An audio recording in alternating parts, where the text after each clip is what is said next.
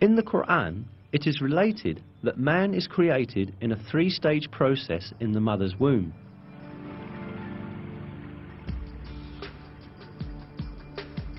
He creates you stage by stage in your mother's wombs, in a threefold darkness. That is God, your Lord. Sovereignty is His. There is no God but Him. So what has made you deviate?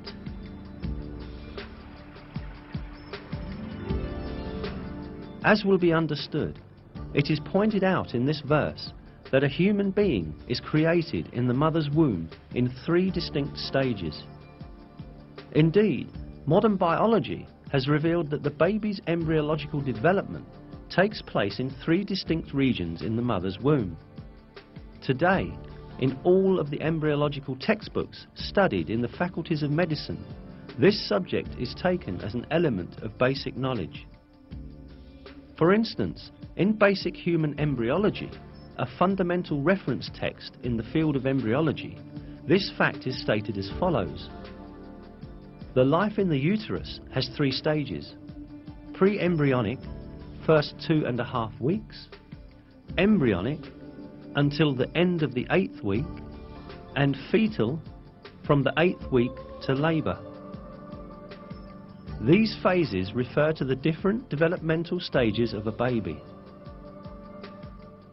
Information on the development in the mother's womb became available only after observations done with modern devices.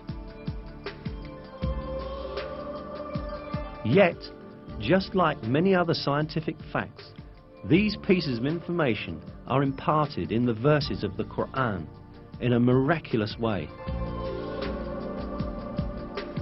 The fact that such detailed and accurate information was given in the Qur'an at a time when people had scarce information on medical matters is clear evidence that the Qur'an is not the word of man, but the word of God.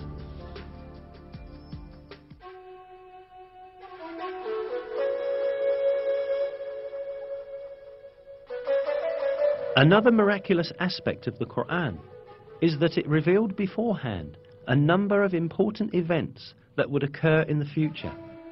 The 27th verse of Surat Al-Fath, for example, gave the believers glad tidings that they would conquer Mecca, which was then under the occupation of pagans.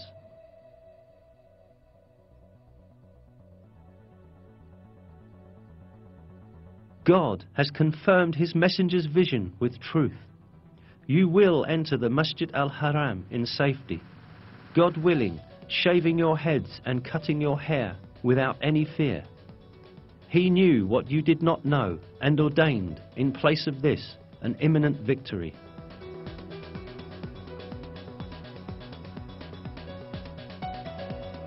In close consideration, the verse is seen to announce yet another victory that will take place before the victory of Mecca. Indeed, as stated in the verse, the believers first conquered the Kaaba fortress, which was under the control of the Jews, and then entered Mecca.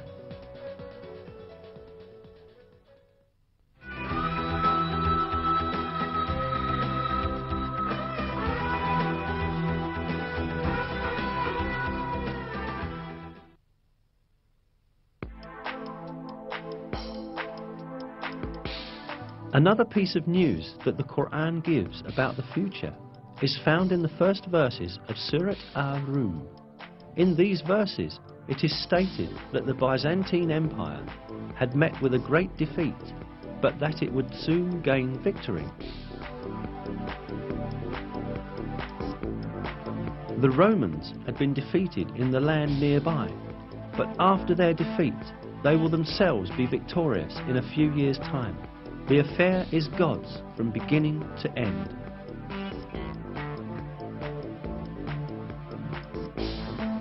These verses were revealed around 620 CE, almost 7 years after the severe defeat of Christian Byzantium at the hands of the Persians, when the Byzantines lost Jerusalem. Yet it was related in the verses that Byzantium would shortly be victorious. In fact, Byzantium had then suffered such heavy losses that it seemed impossible for it even to maintain its existence. let alone be victorious again.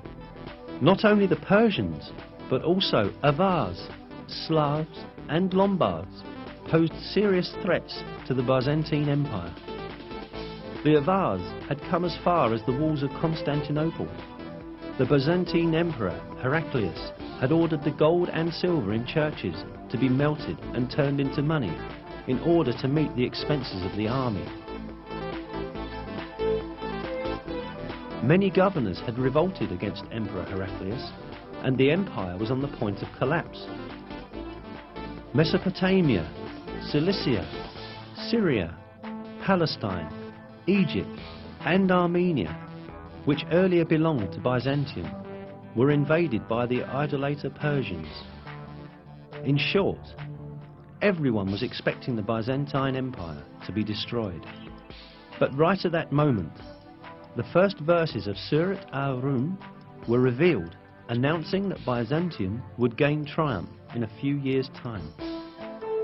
Around 7 years after the revelation of the first verses of Surat al-Rum, in December 627 CE, a decisive battle between Byzantium and Persian Empire was fought at Nineveh, and this time the Byzantine army surprisingly defeated the Persians. A few months later, the Persians had to make an agreement with Byzantium, which obligated them to return the territories they had taken from them. At the end, the victory of the Romans, proclaimed by God in the Qur'an, miraculously came true. Another miracle revealed in these verses is the announcement of a geographical fact that could not be discovered by anyone in that period. In the third verse of Surat al-Rum, we are informed that the Romans had been defeated in the lowest region of the earth. This expression, Adna el-Ard in Arabic, is interpreted as a nearby place in many translations. Yet, this is not the literal meaning of the original statement, but rather a figurative interpretation of it. The word Edna in Arabic is derived from the word Deni, which means low, and Ard, which means world. Therefore, the expression Edna el-Ard means the lowest place on the earth. Most interestingly, crucial stages of the war fought between the Byzantine Empire and the Persians, when the Byzantines were defeated and lost Jerusalem, had really taken place at the lowest point on earth. This specified region is the basin of the Dead Sea, which is situated at the intersection point of the lands belonging to Syria, Palestine and Jordan. The Dead Sea, lying at 395 meters below sea level, is the lowest region of the earth. This means that the Byzantines were defeated at the lowest part of the world, just as is stated in the verse. The most interesting point lies in the fact that the altitude of the Dead Sea could only be measured with modern measurement techniques. Before that, it was impossible for anyone to know that it was the lowest region on the surface of the earth. Yet, this region was stated to be the lowest point on the earth in the Qur'an. Hence, this provides another evidence that the Qur'an is divine revelation.